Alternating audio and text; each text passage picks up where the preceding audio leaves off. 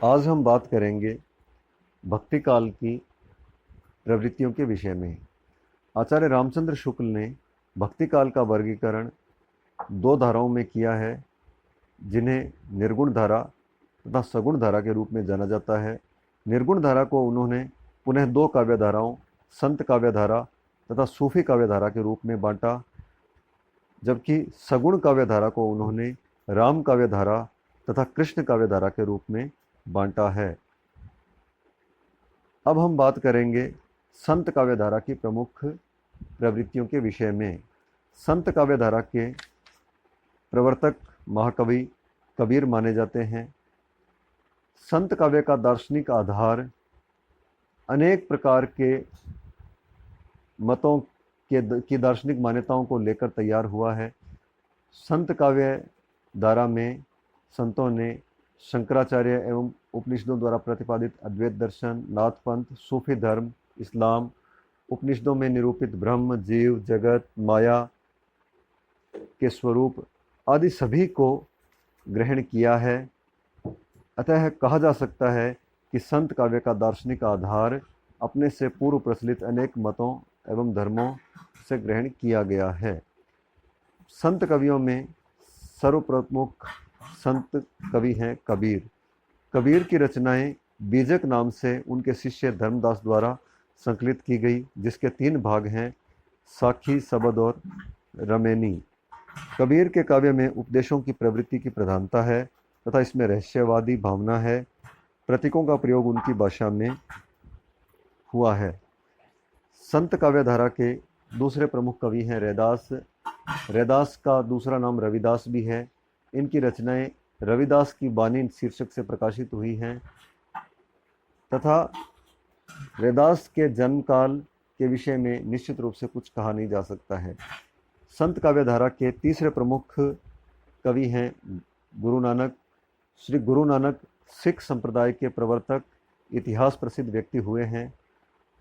गुरु नानक देव की जपूजी, असा दीवार, रहीरास, सोहिला आदि प्रमुख रचनाएं हैं। संत काव्य धारा के अन्य प्रमुख कवि हैं हरिदास निरंजनी। हरिदास निरंजनी ने निरंजनी संप्रदाय का प्रवर्तन किया। अष्टपदी, जोग ग्रंथ, ब्रह्मस्तुति, हंस प्रबोध ग्रंथ, निरपख मूल ग्रंथ, पूजा जोग ग्रंथ, समाधि जोग ग्रंथ, संग्राम जोग ग्रंथ आदि इनकी प्रमुख रचनाएं हैं। संत काव्य धारा के अन्य प्रमुख संत हैं दादू दयाल। दादू दयाल जी ने दादू पंथ का प्रवर्तन किया। वे एक धर्म सुधारक और समाज सुधारक के रूप में भी प्रसिद्ध कवि हुए हैं। इन्होंने परब्रह्म संप्रदाय की स्थापना की। इनके शिष्य संत दास तथा जगन्नाथ दास ने हरडेवाणी नाम से इनकी रचनाओं का संकलन किया है। संत काव्य धारा के अन्य प्रमुख कवि हैं मलूक दास। मलूक दास ने ज्ञान बोध, रतन खान, भक्ति विवेक, सुख सागर, बाराखड़ी आदि रचनाएं दी हैं। आलसियों का महामंत्र इन्हीं का रचा हुआ है, जिसमें अजगर करे न चाकरी, पंछी करे न काम, दास मलूका कह गए, सबके दाता राम। इस प्रकार से यह कहा गया है। संत कवियों में अन्य प्रमुख कवि हैं सुंदरदास। ये दादू दयाल के शिष्य थे तथा अत्यंत प्रतिभाशाली थे। संत कवियों में ये सर्वाधिक ज्ञान प्राप्त एवं शिक्षा प्राप्त संत थे। इनके ग्रंथों में ज्ञान समुद्र तथा सुंदर विलास प्रसिद्ध है। इनकी रचनाओं का संकलन सुंदर ग्रंथावली के नाम से हुआ है। इनके अतिरिक्त लाल पंथ के प्रवर्तक लालदास, बाबा लाली संप्रदाय के प्रवर्तक बाबा लाल, संत रज्जब, संत पीपा, संत सेना, संत धन्ना, सदना तथा शेख फरीद आदि अन्य प्रमुख संत कवि हुए हैं। अब हम बात करते हैं संत काव्य की प्रमुख प्रवृत्तियों के बारे में।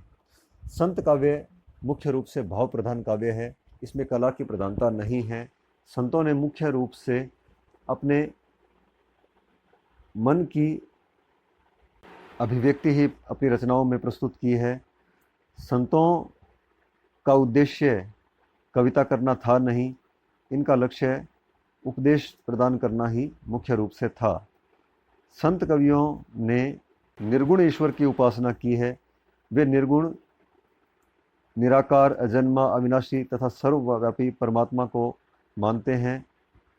कभी कभी उन्होंने इस निर्गुण को राम, गोविंद, हरि आदि नामों से संबोधित भी किया है।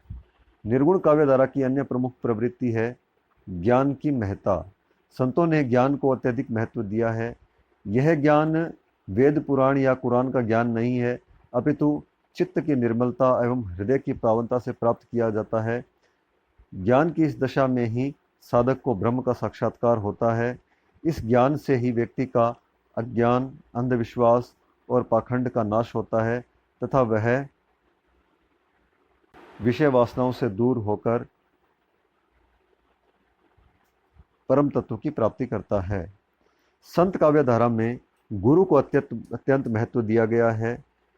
संतों ने गुरु को ईश्वर से भी बड़ा स्थान प्रदान किया है। गुरु ही ईश्वर से मिलवाता है तथा वही भक्त के ज्ञान नेत्र खोलता है। कबीर ने गुरु को अत्यंत महत्व देते हुए गुरुदेव को अंग में अनेक साखियाँ गुरु की महत्ता का प्रतिपादन करते हुए लिखी है। संत काव्यधारा में अद्वैत दर्शन को स्थान दिया गया है। संतों ने ईश्वर का एक ही रूप माना है तथा इस जीवात्मा को उसी परम तत्व का अंश स्वीकार किया है। संतों की यह मान्यताएं शंकर के अद्वैत दर्शन से काफ़ी प्रभावित हैं।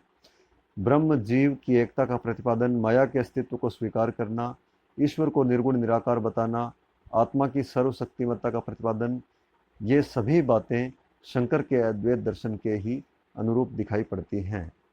संत काव्यधारा में रहस्यवाद की प्रवृत्ति भी परिलक्षित होती है।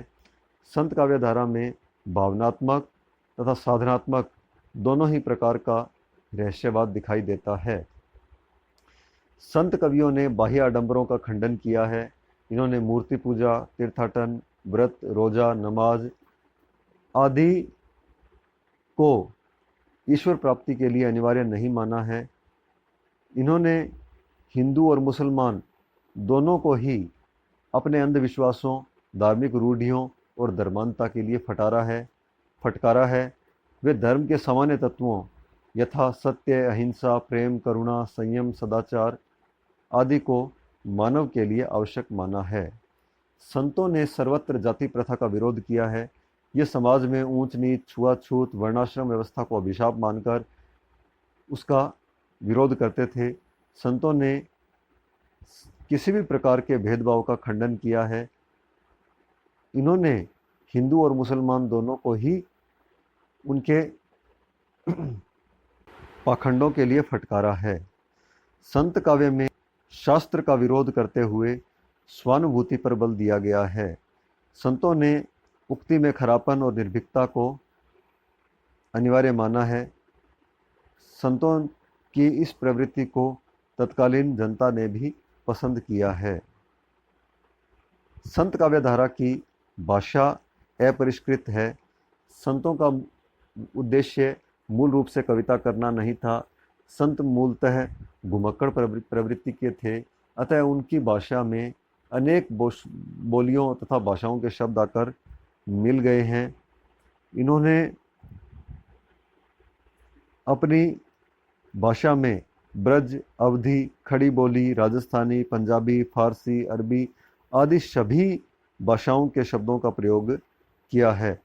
आचार्य रामचंद्र शुक्ल ने संतों की भाषा को सधुकड़ी व पंचमेल खिचड़ी कहा है।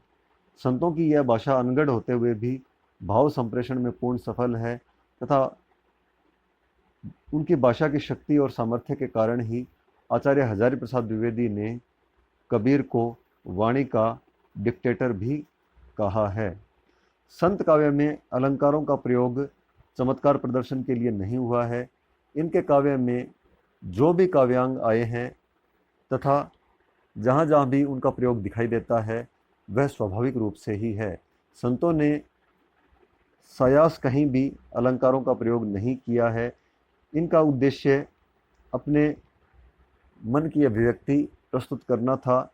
उस अभिव्यक्ति के क्रम में यदि कहीं कोई अलंकार अथवा अन्य कोई काव्यांग आ गया है तो यह अनायास है, किंतु ऐसा होने पर भी संतों के द्वारा अत्यंत सुंदर अलंकारों का प्रयोग अपने काव्य में हुआ है। संत काव्य धारा का प्रधान रस शांत रस है। इस काव्य धारा में परमात्मा एवं जीवात्मा के संयोग के उद्देश्य को ध्यान में रखकर ही साहित्य की रचना हुई है। कहीं कहीं इसमें अद्भुत रस भी दिखाई देता है। कबीर की उलट बांसियों में अद्भुत रस के दर्शन भी किए जा सकते हैं। इस प्रकार संत काव्य धारा की प्रवृत्तियों का विवेचन करने के पश्चात हम कह सकते हैं कि संत काव्य धारा अकृत्रिम, सहज एवं अनुभूतिजन्य है। संतों ने आचरण की शुद्धता पर बल दिया तथा बाह्य आडंबरों का खंडन किया। इन्होंने समाज को एक नई दिशा दी। संतों ने मानवता की भावना को सर्वोच्च स्थान पर रखा। इन्होंने सभी प्रकार की संकीर्णताओं का विरोध किया। मानवता के उच्च आदर्श स्थापित करने में संतों का योगदान सदैव अविस्मरणीय है। वर्णाश्रम व्यवस्था पर इन्होंने करारी चोट की, आडंबरों का खुलकर विरोध किया। संत यद्यपि अधिक पढ़े लिखे नहीं थे, किंतु बहुश्रुत अवश्य थे। कबीर ने तो कहा भी है कि मसी कागज छुयो नहीं, कलम गही नहीं हाथ। इन संतों को जहाँ से जो कुछ भी अच्छा लगा उसे उन्होंने सहर्ष ग्रहण कर लिया। यही कारण है कि संत काव्य धारा पर नाथ पंथ, वैष्णव धर्म, बौद्ध धर्म, अद्वैत वेदांत, सिद्ध संप्रदाय आदि सभी का गहरा प्रभाव परिलक्षित होता है।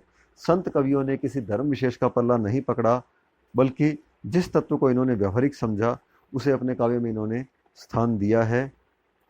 इनकी कविता में अनुभूति की सच्चाई एवं खरापन है, जो इनकी अद्वितीय विशेषता है।